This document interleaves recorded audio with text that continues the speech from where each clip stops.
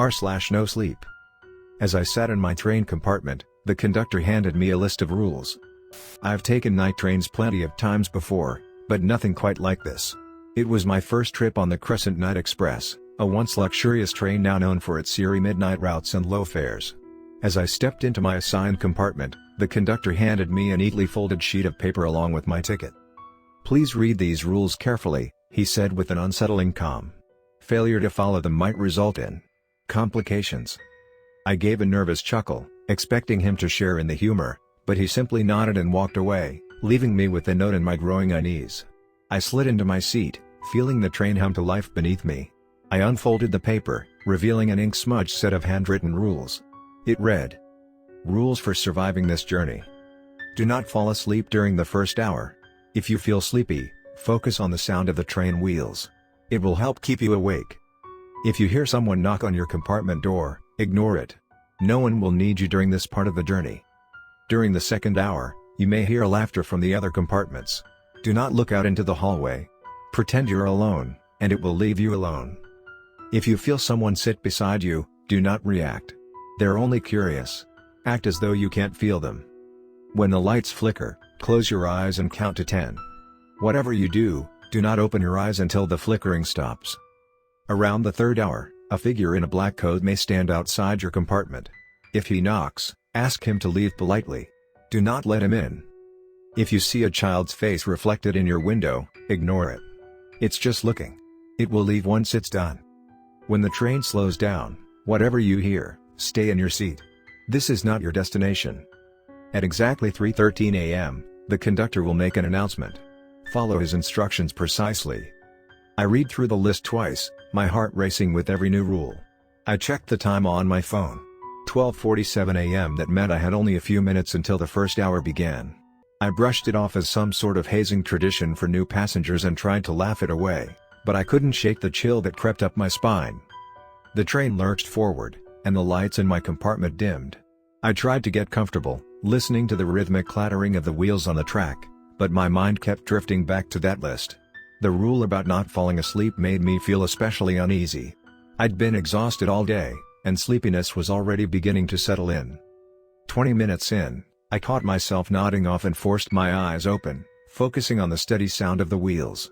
Just then, a soft knocking sound echoed from my compartment door. My pulse quickened.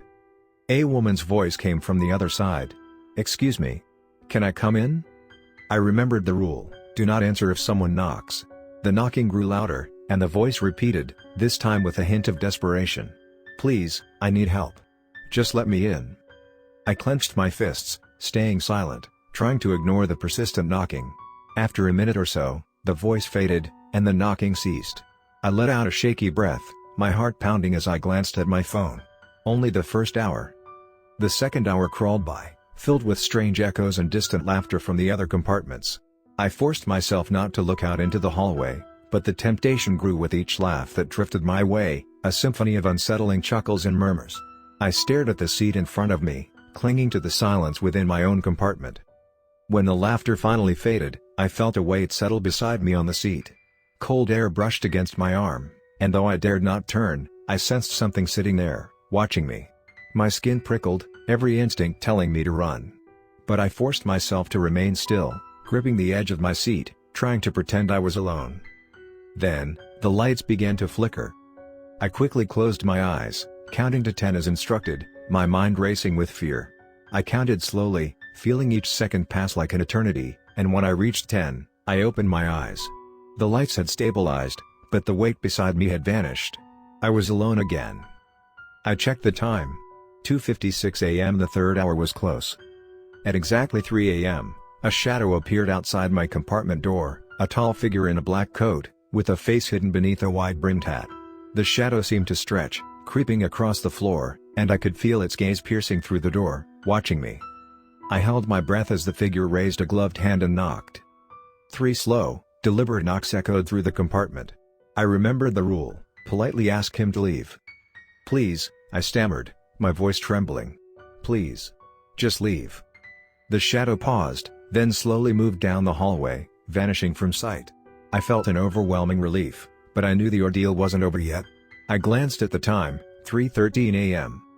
The conductor's voice crackled over the intercom, his tone calm but strained. "Passengers, please move to the central aisle now. Do not look out the windows." I took a deep breath and stepped into the aisle, glancing around. Other passengers had emerged from their compartments, all with the same dazed, frightened expressions. We gathered, silently exchanging nervous glances. The lights flickered once more, and as they did, the windows filled with shifting images, faces, twisted and stretched, pressing against the glass as though they were trapped on the other side, clawing to get in. A man next to me gasped, and his eyes locked onto the window. The faces seemed to sense his attention, and suddenly, they pushed against the glass, smearing red streaks across the windows as they tried to break through. The man screamed, stumbling back as the glass began to crack.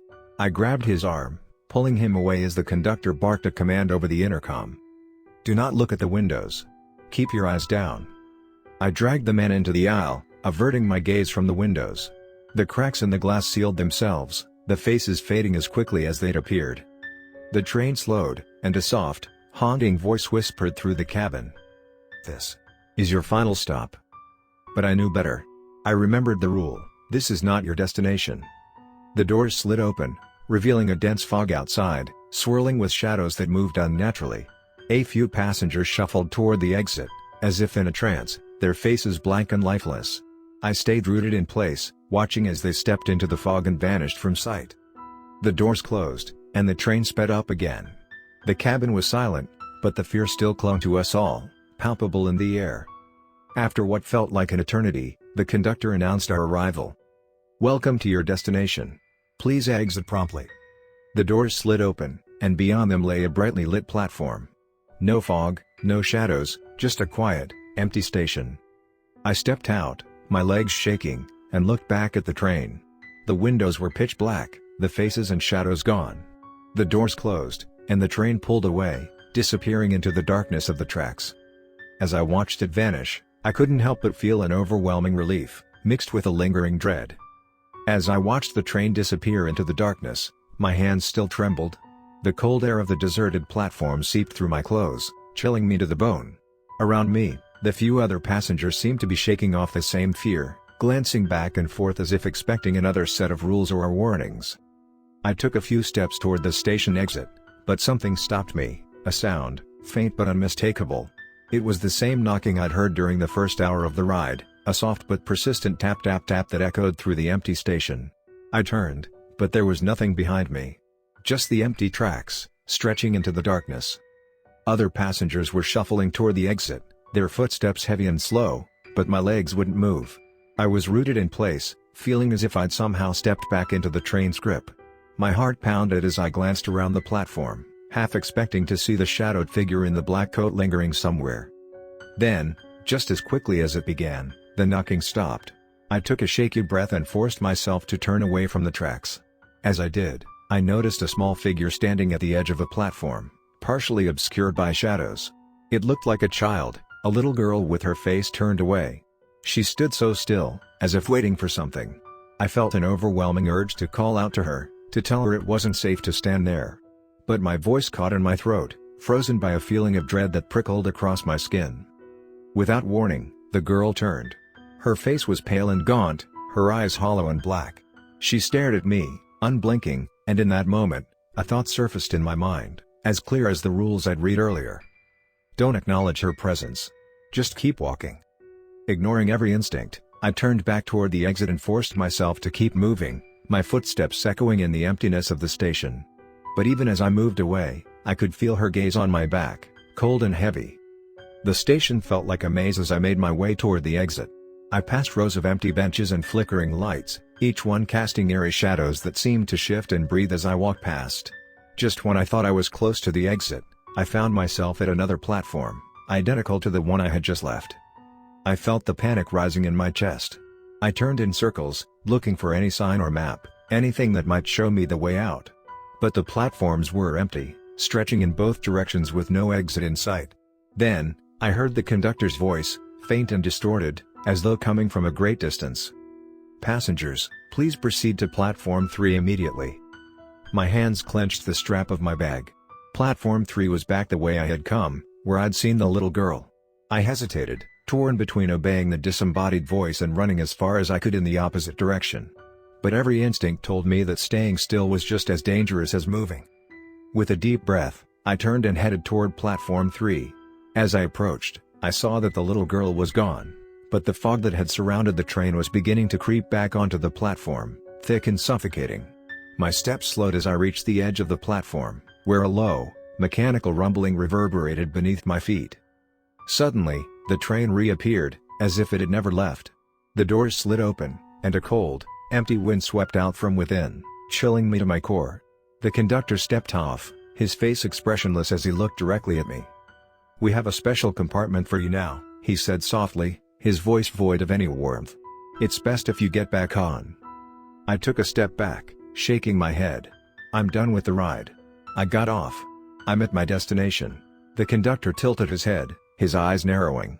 "There is no destination without the proper fare. You should have stayed seated." Before I could react, two figures stepped out of the shadows, passengers I hadn't noticed on the train. Their eyes were hollow and vacant, their faces twisted with an expression of suffering frozen in place. One of them reached out, skeletal fingers brushing against my arm. His touch was ice cold, and the chill seemed to seep through my skin, numbing my hand. "No. Please," I whispered, my voice barely audible as I backed away. The conductor's lips curved into a faint, unsettling smile. "You chose to ignore the rules. And now, we'll ensure you follow them to the end." I turned and ran, my footsteps echoing wildly in the cavernous station. But no matter how far I went, every corridor seemed to twist and lead me back to the platform, where the train and its ghostly passengers awaited. The fog grew thicker, curling around my legs, making it hard to see more than a few feet ahead. I stumbled, clutching my bag as I tried to force my way through the haze. The conductor's voice sounded again, louder this time, as though he was right behind me. "You must complete the journey. Every passenger does." I ran faster, heart pounding, lungs burning. But the fog was relentless, pulling me back, pushing me toward the train. Desperation clawed at me as I tried to break free. Just when I thought I might pass out, I saw a small door at the far end of the platform, a narrow, barely noticeable exit with a faint glow on the other side. I sprinted toward it, my legs barely carrying me forward, and threw myself at the door. It gave way with a creak, and I stumbled into the blinding light beyond. The door slammed shut behind me, and I found myself standing in the middle of an empty street. The night was quiet, the air cool and crisp, and the fog was gone.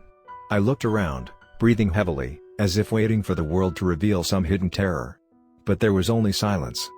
A street lamp flickered above, casting a warm glow onto the pavement.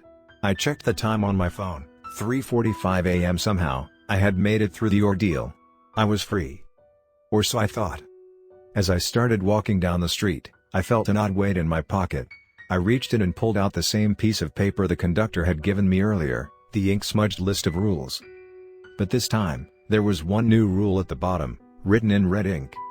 Rule 10, do not attempt to leave the journey unfinished. My heart skipped a beat as I felt a familiar, unsettling hum beneath my feet, the sound of the train's wheels echoing up through the pavement. I spun around, and there, at the end of the street, the train waited for me, its doors open and lights dimmed, as if mocking me. I tried to turn away, to walk in the opposite direction, but my feet wouldn't obey. An invisible pull dragged me back toward the train, forcing me to take one step after another, each one heavier than the last. As I neared the open doors, the conductor appeared, his hollow eyes glinting in the darkness. "Welcome back," he said, his voice colder than before. "We'll complete the journey this time." My pleas fell on deaf ears as I was pulled inside, and the doors closed behind me with a hollow, echoing thud. The lights in the compartment dimmed, and the train lurched forward once again. I felt the weight settle beside me as it had before, a familiar cold presence pressing against my arm. This time, there would be no destination. Only the endless night, the unending journey, and the rules, forever.